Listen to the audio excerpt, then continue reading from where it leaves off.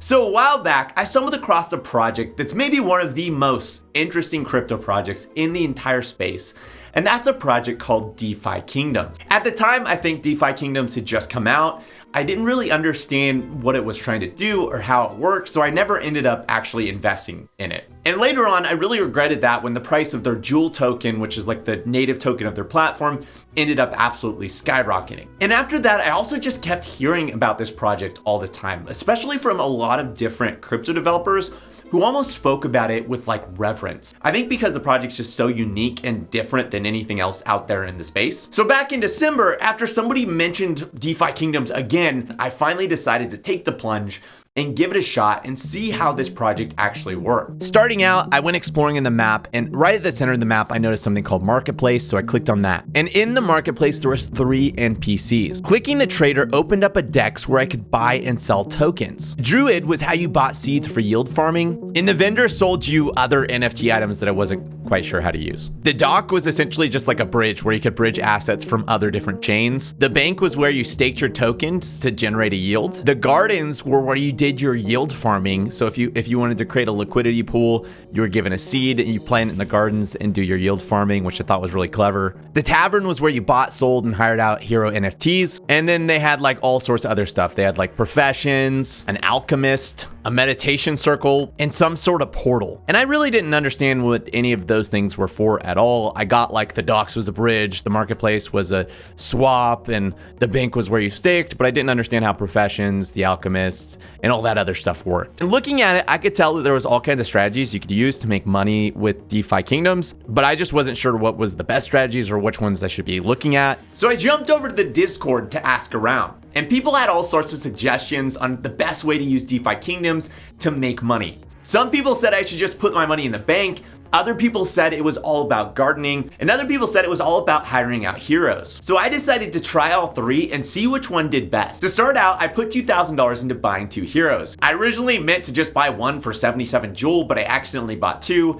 And I just kind of stuck with it. And someone told me on the Discord that I should just try to buy Gen 1 heroes and make sure they had full summons. That way I could hire them out, and that's the best way, I guess, to make my money's worth. So I bought 2 common Gen 1s. Then I went to the tavern and listed my heroes for hire. And this part's kind of weird. So you essentially take your heroes and list them for hire, and then other players hire your heroes so that they can have their heroes breed with them. They don't call it breeding, they call it summoning another hero.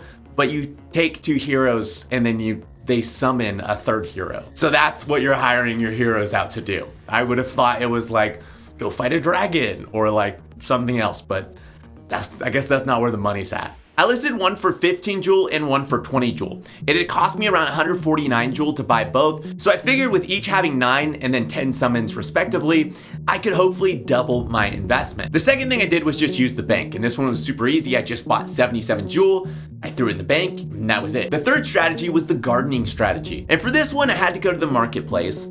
I got 43.5 Jewel and 2,336 won, which are equal to each other in value and totaled about $1,000. And I headed over to the Druid. At the Druid, I traded these tokens for seeds. And then I went over to the garden, clicked on the seed box, and deposited my seeds into the Jewel 1 liquidity pool. And then I was done, and it was time to see over the next month what strategy ended up producing the best profit. A couple weeks went by and I checked back in and my heroes had been hired, netting me around 35 jewels. But I noticed my heroes were no longer listed for hire. For some reason, I had thought that they would just kind of keep getting hired out until all their summons were gone. But I learned that after they get hired, they get taken off the market and then you got to relist them manually each time you want them to get hired. For me, this kind of sucked because I was looking for something a little more passive, and now I'd have to come in here and like check it all the time to see if they've been hired, and then if they had, relist them. I listed them for hire again, listing one for 15 and the other one for 25. And I meant to check on it like the next day, but I kind of forgot about it again, and I ended up checking on it a week later,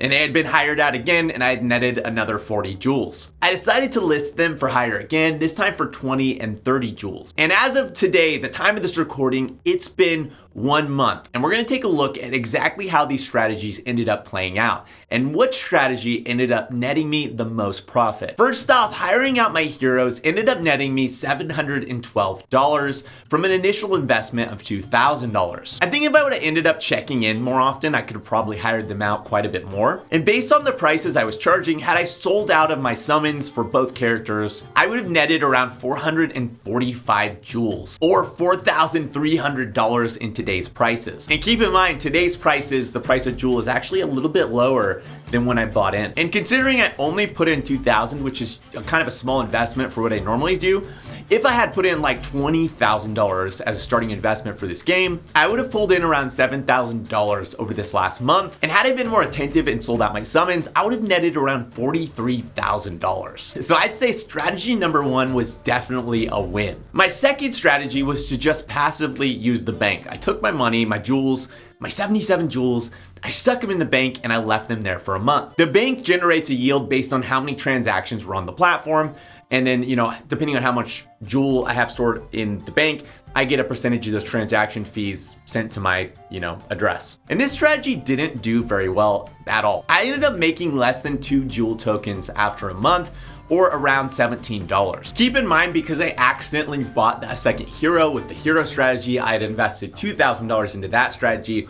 But with the bank strategy and with the garden strategy, I only invested $1,000 into each of those. But still, even had I invested $2,000 into the strategy, it would have been around $30 I ended up making. And had I invested around $20,000 into the strategy, I'd be netting around $380 a month. And I'm not sure if I just did something wrong with this strategy or messed it up, or maybe it was because we had that market dip and there was less transactions on the platform, so there was just lower fees made that month. But it did seem to perform way worse than the first strategy. The third strategy was the gardening strategy. And with this strategy, I ended up making 15 jewel and 16 locked jewel, or around $171. And again, keep in mind, I only invested $1,000 into the gardening strategy or the hero strategy. I invested $2,000. So had I invested $2,000 in the gardening strategy, I would have made around $342. And had I invested $20,000 into the gardening strategy, I'd be making around $3,420 a month. All in all, the hero strategy obviously ended up being the most profitable strategy out of the 3, but it does require a lot of checking in and some manual work. It's not really that much work. You just gotta click some buttons, list them for hire, and approve the transaction. But it does require you to at least remember and check in on it from time to time. The gardening strategy came in second and was just a good, fully passive strategy that I never had to worry about. I ended up making $902 after a month investing with an initial investment of $4,000. I think from here, I'll probably keep hiring out my heroes until their summons are just completely depleted, and I'll probably move my funds from the bank into the garden since that seems to be quite a bit more lucrative. And given how much depth there is to DeFi Kingdoms and how they keep rapidly expanding it, I'm sure there are plenty of other ways to actually pull in income from this game that I didn't end up covering, and maybe I'll try or explore some of those ideas in the future. For anyone who's wanting to get started with DeFi Kingdoms, I'm gonna do a full walkthrough on how to get set up with DeFi Kingdoms, as well as how to set up each one of these different strategies so that you know how to do it if you're interested. So the first thing you're gonna need to do if you wanna get started on DeFi Kingdoms is get some Harmony 1 token. I'm sure you could probably do this on Binance.com, but I'm based in the US, so I don't have access to it. But I know if you're based in the US, you can get it on KuCoin. I usually just send something over to KuCoin, from Coinbase or something like that. If I have some USDT to send over, or USDC, or some Ethereum, or whatever it is, whatever you have on Coinbase, you pick your wallet on KuCoin, you deposit that asset onto KuCoin, you trade that asset on KuCoin, and then you trade that asset for USDT, and then you use USDT to buy some one. From there, you're gonna go to withdraw, and you're gonna select your withdrawal address. You're gonna have to go to MetaMask, and you're gonna have to add the Harmony mainnet address. Usually, the easiest way to do this is just to go to sushi.com, click enter app, click the little button right here, and then you select Harmony address. This is usually the easiest way to add any address, in my opinion. Is just, click whatever address it is you want to add. In this case, I already added Harmony, so if I click it, it's going to do nothing. But just to show you, I don't think I've ever added this network.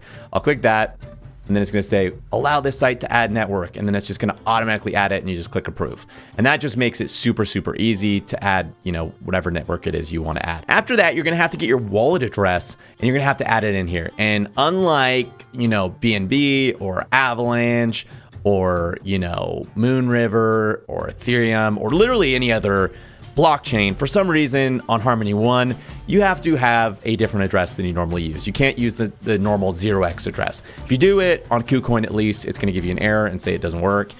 Instead, you got to go to your MetaMask up here.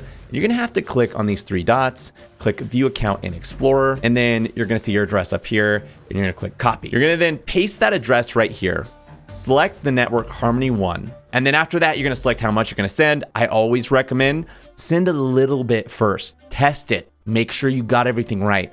You know, a little bit that you won't worry. You won't like die if you lose this amount. The minimum you can send is 20, I guess. So send 20 and see what happens. Does it work? If it works, send the rest. If it doesn't work, then you're probably glad you listened to me and only send a little bit. All right, now that you have some Harmony One in your wallet, you're gonna be able to get started on DeFi Kingdoms. First thing you're gonna do is go to DeFiKingdoms.com, and then you're gonna click the big green button that says Start Playing. After that, it's gonna walk you through a quick setup process. We're gonna have to select a character, you're gonna have to approve a transaction, and then you'll be good to go.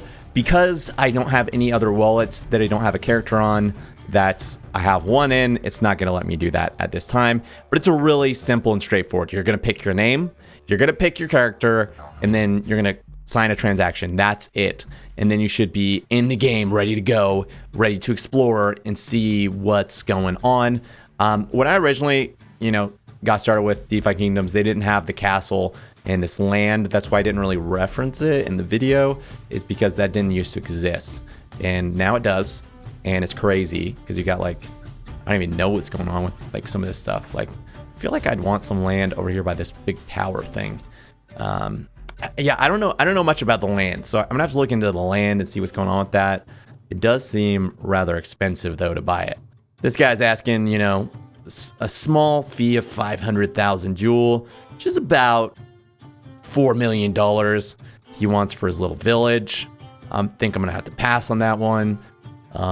But if he sells that, that is pretty crazy. Anyway, so yeah, I'm sure there's some sort of strategy around the land sales that I could probably go into in another video. But for now, I'm gonna walk you through the strategies I do know. And the first strategy involves the tavern. And the first thing you're gonna do to do the hero strategy is you're gonna go over to just seeing if any of these things, I've never really scrolled around to see if any of these things like do anything if you click on them. You think the cat would. Oh, got lower. All right, well, the first thing you're gonna do is you're gonna click this agent. What is that thing? Look at that thing back there. I never noticed that. Little guy in that door, popping his head out. All right, first thing you're gonna do is you're gonna click the agent. And then it's gonna say, I'm an NFT agent, I'm Agent Selena, heroes across the land, blah, blah, blah. You're gonna click buy hero. And for my strategy, the way I was taught this strategy was you need to pick, you want to get a generation like 1 hero. So you're going to click that, and then you're going to click summons remaining 10, and you click apply. And then, what the? Didn't I click summon? Oh. Got to select it like that. And then I did just a common, then click apply. And then it's going to pop up some, you know, different heroes you could buy. Look at, they got summons remaining. They're Gen 1. And they're looking great. So you can just pick one you want to get, starting at 80. I got mine for 77. So these two right here, it would be about the same thing I bought. 2 little archers, right? And I don't know, I'm not like so into the game that I know like which ones are the most highly sought after. If you really want to know that information, you could go like ask in the Discord. I just casually jumped in here to try it out. So if you want like the deeper strategy, go ask the people in the Discord because they're going to know better than me. But yeah, so you click on the hero and you're like, oh, I'd like to buy you. So you click hero details, you click approve, and you click buy. And that's it. Once you've kind of bought the hero, then they'll pop up in your little account, and then you're going to click list hero for hire right here. And since I don't have any, it's not going to let me, but it's really simple. You just type in hire, click approve, set how much you want to hire it out for. I typically hire mine out for 15 or 20, and then that's it. The next way to make money that kind of sucks, but I'll still show you how to do it, was the bank. All you do is go to the bank, you click on the teller, you click deposit, you deposit how many joules you have, you click approve, and then you click deposit, and that's it. And then the money's in the bank, you got the money in there, and you could, you know, enjoy that sweet, sweet, really low income. And that's it for that strategy. And the last strategy is the garden strategy. But to start it, you got to go to the marketplace and then to the trader. And then you're going to buy equal amounts of 2 different tokens. I personally just chose one in Jewel. And what you're going to do is you're going to buy like $1,000 of one and $1,000 worth of Jewel. So you have $1,000 of Jewel and $1,000 of one. You need equal amounts of both. So whatever asset you're currently holding your money in, which is probably one, you're going to divide that up, figure out how much it is in half, and then cut it in half and trade the other half for Jewel. Make sure you leave a little bit left over for network fees, because just like any other blockchain, you do have network fees. After you have equal amounts, you're going to go over to this Druid guy. You're going to click on him, and you're going to click create or buy seed. You're going to select the 2 trading pairs you ended up choosing. If I actually had the amount that I'm supposed to have, this button would be green. I'd click on it, and then it'd be like bleep, bleep, bleep, and it would give me a seed. And then once you have your seed, you're good to go. You're going to go back to the map. You're going to head over to the gardens, because this is where you're going to use your seeds to make that sweet gardening money. You're going to click on the seed box right here, seed box. And you're going to look through the seed list, and you're going to find Jewel 1 or whatever trading pair you picked. And you're going to see you're going to make 283% annually. You're going to click deposit, and your screen's going to look a little different because you actually have seeds. But basically, you'll deposit your seeds right here. It's going to do a transaction again. And then once your seeds are deposited, you're good to go. You're earning that sweet seed money, and you don't really have to do anything. You just kind of chill and let the seeds accumulate some Jewel. It looks like that's your little seeds popping up into Jewel, and it'll just be added into your account. I mentioned earlier that I got some Jewel and some locked Jewel. So they do a weird thing where like it rewards you in tokens you can spend right now and tokens that are locked for like a 6-month period. It's a smart decision on their move because it reduces selling pressure, but that's something you should probably account for as you're counting your income. You are still getting that income, but you have to count on the price of Jewel token sustaining for the next 6 months as well, which I wasn't really worried about, but you do your own research and do your own thing and all that. And that's it. And as always, none of this is investment advice. This is just me sharing these strategies I've learned. You can use them, you could not use them, but do your own research. Make sure you know what you're doing and you feel comfortable with it all. If this video was helpful, make sure to hit that like button. If you have any questions, let me know in the comments below. I try to go through and read as many as I can. And if you want to see more videos like this, make sure you hit the subscribe button, and you got to hit the little bell next to it if you want to be notified immediately when you release. I'm sorry, I just got distracted because it keeps like zooming in and out. And I noticed this like little dragon guy sitting over here. I think that's a dragon, and then these little creepy guys over here. But anyway, sorry. Yeah, if you want to be notified, you got to click the bell, because otherwise you won't actually be notified. You'll have to like go onto my channel and see when I release videos. But if you click the bell, you'll actually get a notification if that's something you care about. Thanks for watching, and I'll see you next week.